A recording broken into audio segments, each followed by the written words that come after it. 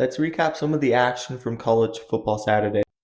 Week 10 kicked off with Ohio State dominating Penn State.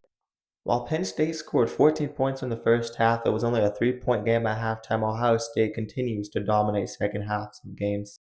Ohio State is just an overall complete team, and Julian Sayin needs more respect. It's going to be very tough for Texas to get into the playoffs, but with the way they've been playing the last couple of games, they look better.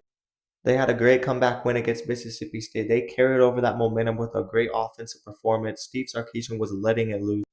Then Arch Manning managed to throw for over 300 yards, 25 of 33, and 3 touchdowns, his best game of the season. This was an impressive win for Texas despite Vanderbilt almost making a huge comeback win. This could be a dangerous Texas team if they get hot. They do have to play Georgia and A&M though. Miami is always coming out hot to start this season, but Mario Cristobal just does not know how to get this team to improve throughout the year. Now, look, I think Miami is just not as good as people think they are. The offense is kind of lackluster.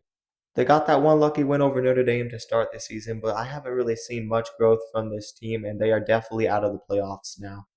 SMU is always a team that can challenge you. Kevin Jennings is a gritty quarterback, and the defense can force turnovers.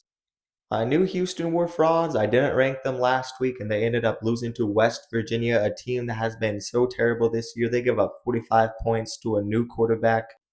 This just goes to show how up and down the Big 12 conference can be. Look, it's so obvious the refs cost Clemson the game with that terrible no-call PI. Instead, they called pass interference on defense instead of offense, but still that does not excuse this terrible performance from Clemson. Their defense is so bad while Darian Mensah continues to impress, throwing for over 300 yards just about every game. He had 4 passing touchdowns. I kind of figured Navy was a bit overrated. They hadn't really played anybody, and they were slipping away in one-possession games. Blake Horvath is a very good and underrated quarterback, but he does not have a great team around him, and North Texas is just a more talented and better team. It looks like North Texas might be the front runner in the American Conference now. We'll see. They might have a rematch against South Florida in the AAC title game. And finally, can we give a shout out to Arizona State?